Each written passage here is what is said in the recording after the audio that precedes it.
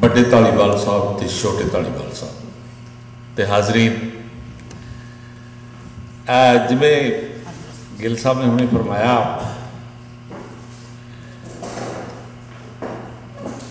साडियां धालीवाल साहब दियां ते मेरियां बहुत सारियां गल्लां साझियां ने। सिर्फ इन्हां दा अजीत वखरा ते मेरा अजीत वखरा, इन्हां दा डेली है, मेरा वीकली है, तो काम असीं दो इक्को जिहा ही करते हैं। जे धालीवाल साहब नूं साहित्यक पत्रकारी लई पंजाब सरकार ने सन्मान दिता है, तो यदी गल करन तो पहला मैं एक छोटी जी गल होर करनी है।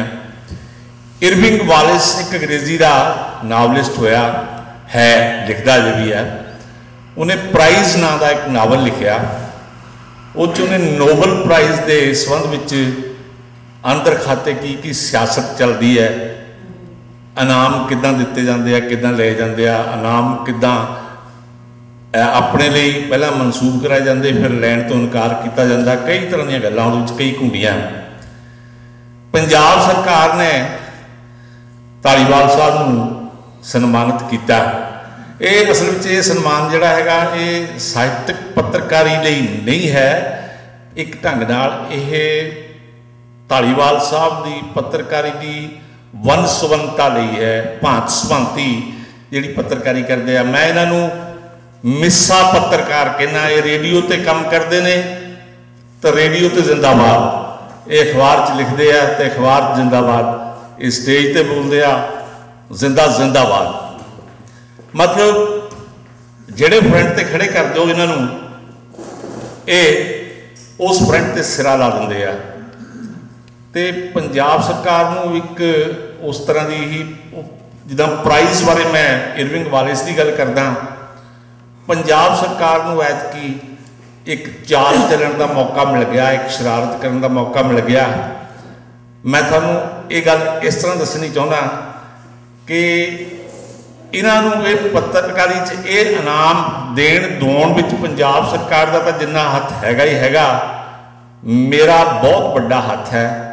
हथ ही नहीं दोस्तों, मेरा पूरे का पूरा शरीर है। मैं इत्थे आ गया तो मेरी गैर हाज़री साढ़े दोहां च पाटक पाउण लई इनाम इन्होंने दे दिता।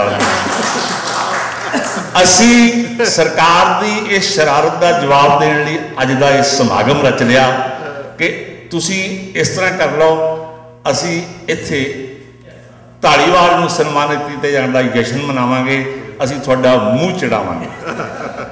सो दोस्तों, मैनू ये गल कहंदे बहुत फखर है कि मैं भी जलंधरिया ते धालीवाल भी जलंधरिया, ते साडियां साझां असी कदे कदे ये मैनू रेडियो तो फोन कर लेंदे आ। अज मैं कादे बारे रेडियो शो करा, तो एक मैं क्या तुसी तुहाडे कोल किते टॉपिक्स की कमी है? कहते नहीं मैं तुहाडे नाल गल करनी चाहुंदा भी एक आ भी गल है मेरे को, एक आ भी गल है, एक आ भी गल है। इन्हां चों मैं पहल किहनूं देवां अज? मैं क्या तुसी ये चारे गल्लां इक्को शो च भी कर सकते हो, तुहाडे च इन्नी समर्था हैगी है। सो दोस्तों, इन्हां बारे जिन्नियां भी गल्लां कीतियां जाण थोड़ियां, ये पंजाब सरकार शरारत करके भी वो जी ना एक धन्यवाद की पात्र बन गई है कि साहित्यक पत्रकारी नूं भी उन्हां दा ध्यान गया। मैं समझदा हुण तक श्रोमणी पत्रकार उत्थे भी इदां ही कंट्रोवर्सी चलती होगी, धालीवाल नूं ये इनाम किदां मिल गया है, उत्थे भी चलती होनी है कंट्रोवर्सी पंजाब च। उत्थे एक रिटायर हुए पत्रकार नूं इनाम दे दिता हैगा है, पर पत्रकार कदे रिटायर नहीं होंदा। दोस्तों, मैं भी तुहाडे सामने खड़ा, मैं एक अखबार चों रिटायर्ड हाँ, तो एक अखबार विच मैं लिख रहा है। ये तो जिन्नी देर तक पेन च स्याही रहिंदी है तो पेन हथ में रहिंदा ते मोहरे कागज़ रहिंदा, पत्रकार कदे रिटायर नहीं होंदा। तो धालीवाल वर्गा पत्रकार जे इहदे कोलों कागज़ खोलो इन्हें रेडियो का माइक फड़ लेना, इन्हें रेडियो के माइक ते पत्रकारी कर देनी है। कल नूं इहदे कोल रेडियो का माइक खोलोगे, इन कनेडा दीयां कंधां ते पत्रकारी कर देनी है। ये वो लोग हुंदे हन जो कदे रिटायर नहीं हुंदे। ते एक पासे खुशवंत सिंह है जिहड़ा 100 सालों का होण नूं फिरदा, हर हफ्ते धड़क धड़क करके कालम लिखदा, कालम लिखिया आ रहा होगा, भावें वो कुछ भी लिखदा। और मैं उहदे बारे पिछले दिन ही लिखिया कि उसकी रीस कौन कर सकता है। दोस्तों, वो ना भी लिखे तां भी लोग उन्होंने पढ़ते। वो इहो जिहा पत्रकार आ, वो एक हफ्ते छुट्टी ते जांदा तां थल्ले लिखिया होंदा कि अगले हफ्ते एक कॉलम नहीं आएगा, खुशवंत सिंह छुट्टी ते जाऊगा।